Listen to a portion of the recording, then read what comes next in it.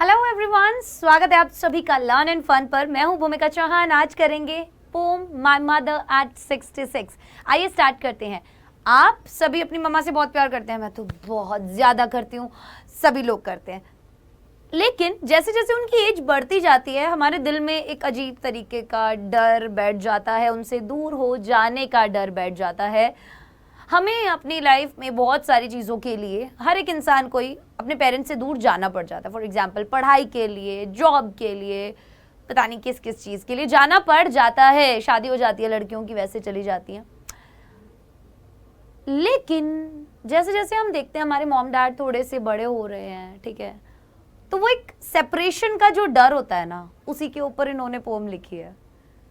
कमला दास है इनका नाम। इनका जन्म हुआ था यार 1934 में, डेथ हुई थी 2009 में, केरला के अंदर, ठीक है, इनका जन्म हुआ था। एंड शी इज रिकग्नाइज्ड, ये जानी जाती हैं as one of the foremost poets. Poets मतलब एज इन सबसे आगे, ठीक है, मतलब बहुत ही उम्दा किस्म की हम बोल सकते हैं एक writer. Her works are known for their originality, versatility and indigenous flavour of the soil. Indigenous flavour क्या होता है? देखो, जिसमें होता है ना कि आप जहाँ रहते हो, जहाँ के आप निवासी हो, ठीक है, वहाँ का कल्चर क्या है, तो स्वदेशी एक जो फील होता है ना, वो तो एक अपनापन था। अब यार देखो, कोई दूसरे राइटर की पढ़ते हैं तो वो वहाँ की कल्चर से रेफरेंसेस देते हैं, वहाँ के अपने रिलेशनशिप से रेफरेंसेस देते हैं। अपने इंडिया का पढ़ेंगे ना तो रिलेट कर पाएंगे, क्योंकि उसी कल्चर में रह रहे हैं। तो वो स्वदेशी, वो ओरिजिनलिटी, वो वर्सेटैलिटी, ठीक है, वो थी इनके मतलब की वर्क्स के अंदर। आगे बढ़ते। Kamala Das has published many novels and short stories in English. बहुत सारी हम बोल सकते हैं कि नॉवेल्स और शॉर्ट स्टोरीज इंग्लिश के अंदर इन्होंने लिखी हैं। एंड मलयालम में भी लिखी हैं under the name Madhavikutty. Under the name का मतलब होता है यार, राइटर्स का ना एक पेन नेम होता है, ठीक है, इसको हम बोल सकते हैं फॉल्स नेम, ठीक है, कि वो अपने ओरिजिनल नाम से नहीं लिखते। जो भी अपना वर्क होगा वो इसी नाम से लिखेंगे वो, ठीक है। सो एक फॉल्स नेम ये यूज करते हैं और राइटर्स की आदत होती है ये, इसको हम पेन नेम भी बोलते हैं। तो माधवीकुट्टी नाम से इन्होंने काफी सारे वर्क्स लिखे हैं माधवीकुट्टी नाम के under. And in addition to 5 books of poetry, और 5 किताबें पोइट्री के ऊपर भी लिखी हैं, ठीक है। So she is a sensitive writer, sensitive है काफ़ी। देखेंगे आप इनके जब वर्क्स, जैसे अभी हम माय मदर एट 66 पढ़ेंगे ना, तब who captures the complex subtleties of human relationships. क्या कैप्चर करती हैं ये? ह्यूमन सटल्टीज एज इन बारीकियां, बारीकियां ऑफ ह्यूमन रिलेशनशिप्स। हम लोगों की जो रिलेशनशिप्स होती है ना, उनकी जो बारीकियां हैं छोटी छोटी। अभी देखो मैंने क्या बताया, हम लोगों को क्या करना पड़ता है, अपने मॉम डैड से दूर जाना पड़ता है ड्यू टू सर्टेन रीजन, और हम उस चीज को जानते हैं। और फिर हमें वो जो सेपरेशन का एक गम होता है ना, कि यार पता नहीं अब कितने ही दिन रह गए यार साथ। बहुत छोटी छोटी चीजें हैं ये, बहुत छोटे छोटे डर हैं। बचपन में घर आते थे, मम्मी नहीं दिखती, एकदम से वो डर लगता था। ये बहुत छोटे छोटे डर हैं। तो ह्यूमन रिलेशनशिप्स जो है ना, उनकी बारीकियों के बारे में लिखा है इन्होंने इन लिरिकल इडियम। अब बोलोगे लिरिकल इडियम क्या होता है बेटा? लिरिकल इडियम हम बोल सकते हैं एक इमेजिनेटिव, ठीक है, और एक ब्यूटिफुल मैनर में जब आप अपने फीलिंग्स और इमोशंस को सामने रखें, that is lyrical idiom.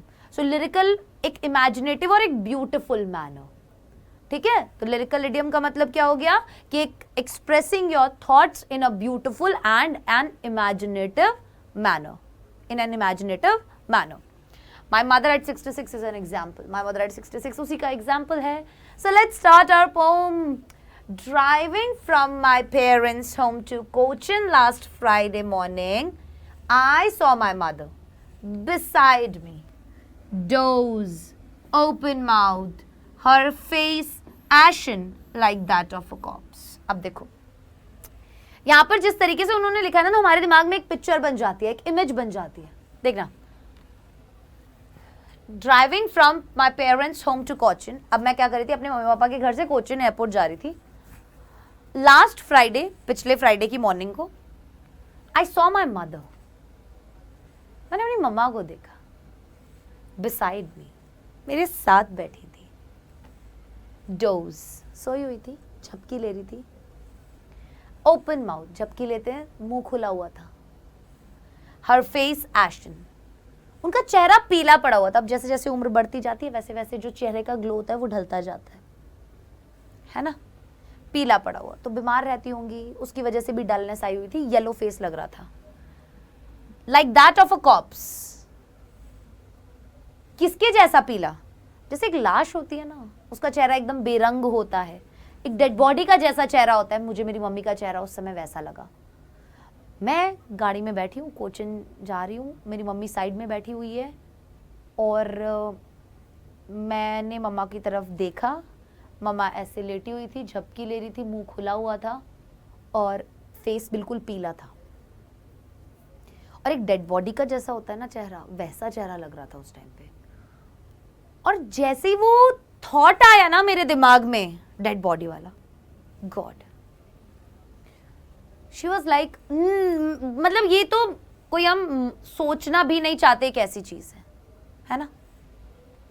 And realised with pain that she was as old as she looked. और जैसे ही मैंने उन्हें देखा मुझे ये एहसास हुआ, और वो भी दुख भरा, रियलाइज्ड विद पेन, दुख भरा, that she was as old as she looked. कि वो उतनी ही बूढ़ी सच में हो गई थी जितनी की वो दिखाई दे रही थी. But soon put that thought away. लेकिन मैंने अपने दिमाग से वो थॉट एकदम से बाहर निकालने की कोशिश की कि मुझे ये नहीं सोचना है, नहीं मेरी मम्मा को कुछ नहीं हो सकता. And looked out at young tree sprinting. और मैं गाड़ी के बाहर देखने लगी. बाहर देखा मैंने तो अपनी गाड़ी जूम करके ऐसे जाती है, तो साइड में जो पेड़ पौधे हैं वो भी हमें चलते हुए दिखाई देते हैं. देते हैं या नहीं देते बताओ? देते हैं, राइट. जैसे ही हमारी गाड़ी ऐसे आगे बढ़ती है तो ट्रीज हमें ऐसे पीछे की ओर जाते हुए दिखते हैं. तो वो कह रहे हैं ट्रीज स्प्रिंटिंग. ट्रीज मुझे ऐसे लग रहा था स्प्रिंट कर रहे हैं. यहां पर जो है tree sprinting, young tree sprinting, personification literary device है. जब भी हम किसी नॉन लिविंग थिंग या किसी जानवर के अंदर कोई ह्यूमन क्वालिटीज बताते हैं वो पर्सोनिफिकेशन कहलाता है.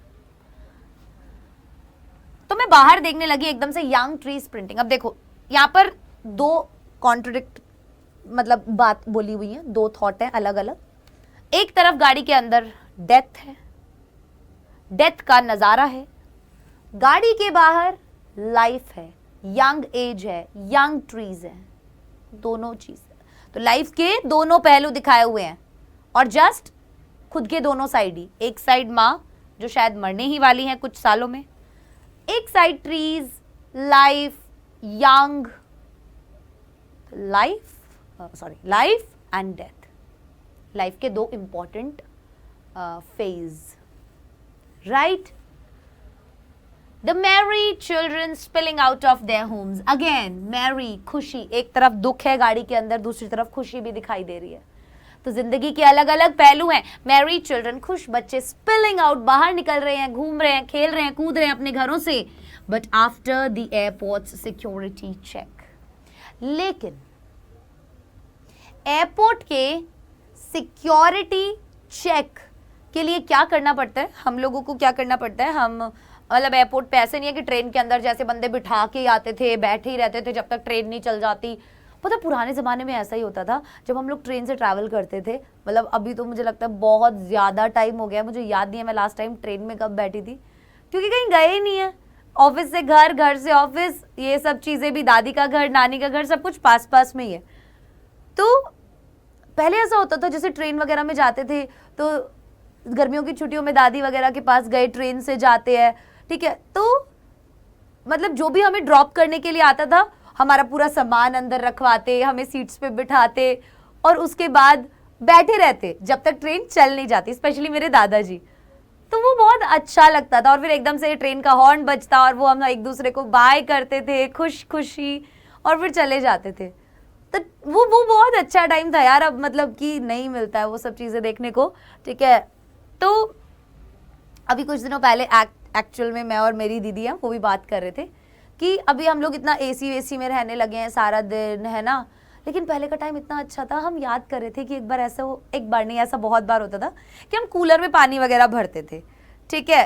और उसमें जाली वगैरह लगाते थे, उसके अंदर पंप होता था, तो बहुत सी बार जो है वो पंप ना काम नहीं करता था, तो उसकी वजह से हम क्या करते, उसके अंदर फूंक मारते थे और उस पंप को चलाने की कोशिश करते थे कि कुछ अटक ना गया हो।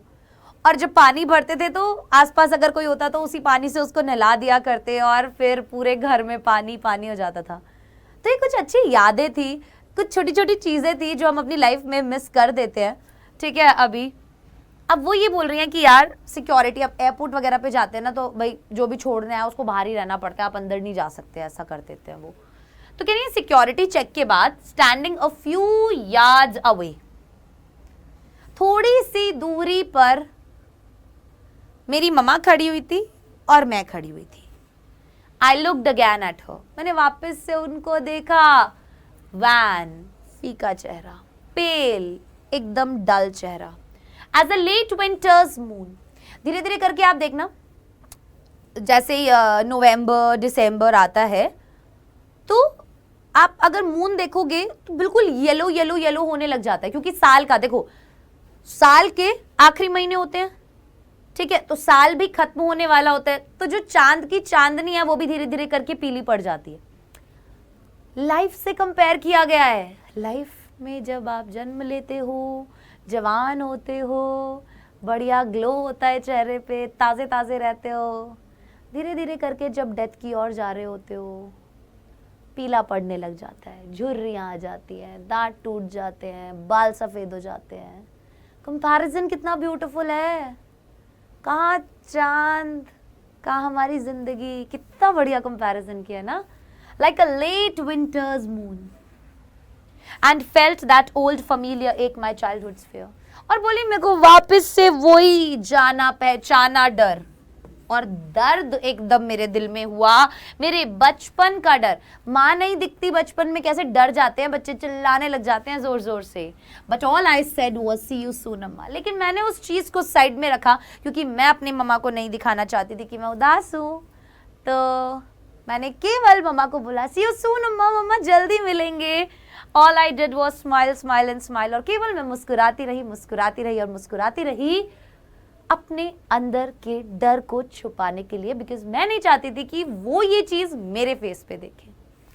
सो यहाँ पर smile smile and smile repetition हम कह सकते हैं, साथ ही साथ एलिट्रेशन, लिटरेरी डिवाइस का भी यहाँ पर यूज हो रहा है। Repetition of sound S, see you soon, said see soon, alliteration, literary device. Consonant sound जब रिपीट होती है, ठीक है, यहाँ पर repetition, smile smile and smile, किसी चीज के ऊपर बहुत जोर दे के कोई बात बोली जा रही है तो यहाँ पर वो अपने इमोशंस को कंट्रोल करने की कोशिश कर रही हैं।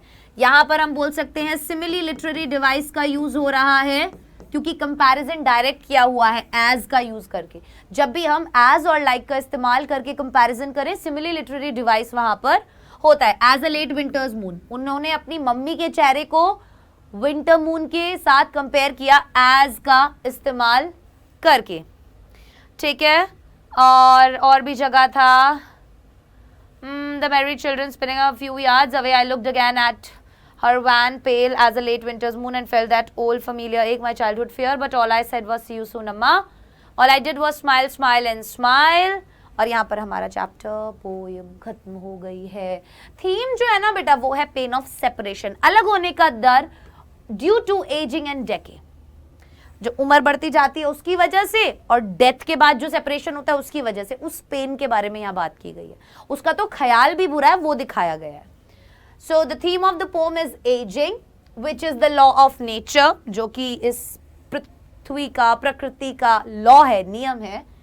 It also depicts the helplessness and aspirations of the young generation. ये और क्या दिखाता है, हमारी जो यंग जनरेशन है उसकी मजबूरी दिखाता है, एस्पिरेशंस दिखाता है कि यार इन लोगों को क्या करना पड़ता है, दूर जाना पड़ता है अपने मॉम डैड से। It portrays the different stages of life, जिंदगी की अलग अलग स्टेजेस दिखाई है। जैसे एक तरफ मम्मा देखी थी तो वो ओल्ड एज थी, एक तरफ खिड़की के बाहर देखा तो यंग एज, फिर बच्चे दिखाई दिए तो चाइल्डहुड।